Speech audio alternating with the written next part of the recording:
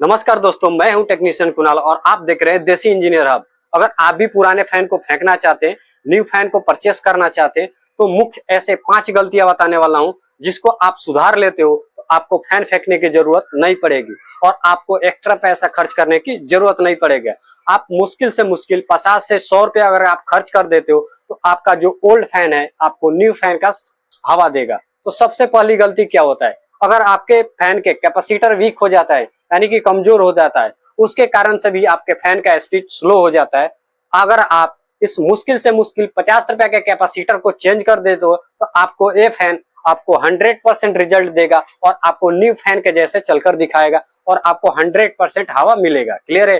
दूसरी गलती क्या होती है फैन के अंदर, अगर आप फैन को टाइम टू टाइम सर्विस नहीं देते हो, जिसके कारण से क्या होता है, इसके जो बेयरिंग होते हैं वो घिस जाते हैं और इसके अंदर जो ग्रीस लगे होते हैं वो सूख जाता है, जिसके कारण से क्या होता है, फैन का स्पीड जो ज्यादा कम हो जाता है। क्योंकि क्या है कि अगर ये फैन चलना शुरू करेगा और कोई बोलेगा कि मैं चलूंगा और दूसरा कोई बोलेगा कि मैं नहीं चलने दूंगा, तो जो ताकतवर होगा वो जीत जाएगा। तो इसका जो वाइंडिंग होता है वो नॉर्मल होता है। क्लियर है। उसके बाद से जो इसके अंदर बेयरिंग लगता है वो लोहे हैवी मेटल का बना होता है जो ताकतवर होता है। अगर आप टाइम टू टाइम सर्विस नहीं देते हो तो उसके कारण से क्या है कि बेयरिंग इसके अंदर ताकतवर निकल जाएगा और आपका फैन को जलाने में संभावना ज्यादा बढ़ा देगा। क्लियर है।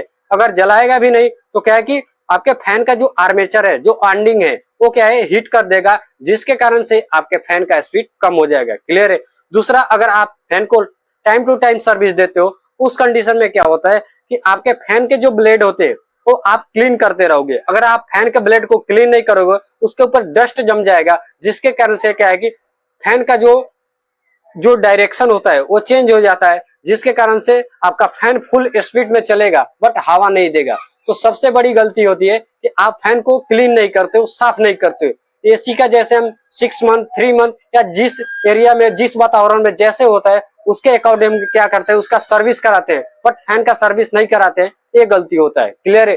उसके बाद से तीसरा गलती, अगर आपके फैन का जो पंखड़ी होते हैं वो तिरछे हो जाएंगे या उसका डायरेक्शन चेंज हो जाएगा, उस कारण में क्या है कि आपका फैन का फुल स्पीड में चलेगा बट आपको हवा प्रोवाइड नहीं करेगा। क्लियर है।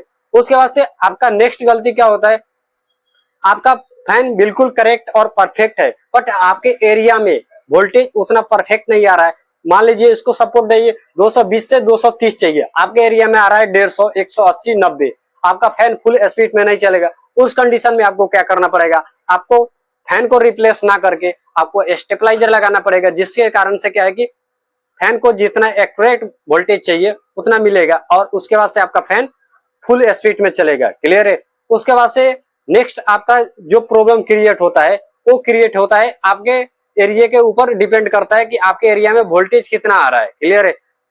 कभी कभी क्या होता है कि 250 से 300, 300 से 400 भी आ जाता है। उस कंडीशन में क्या होता है कि आपका फैन का जो आर्मेचर होता है वो हीट कर जाता है। उस कंडीशन में आपको जो कॉइल का इसका वाइंडिंग है फिर से आपको रिप्लेस करा देना होता है। उसके बाद से आपका फैन फुल स्पीड में चलेगा। अगर आपको वीडियो इंफॉर्मेटिव लगा हो तो आप इस चैनल को सब्सक्राइब कर लेना। मिलते हैं किसी नेक्स्ट वीडियो नेक्स्ट टॉपिक के साथ में। तब तक आप सभी अपना ख्याल रखें। Bye bye. जय हिंद।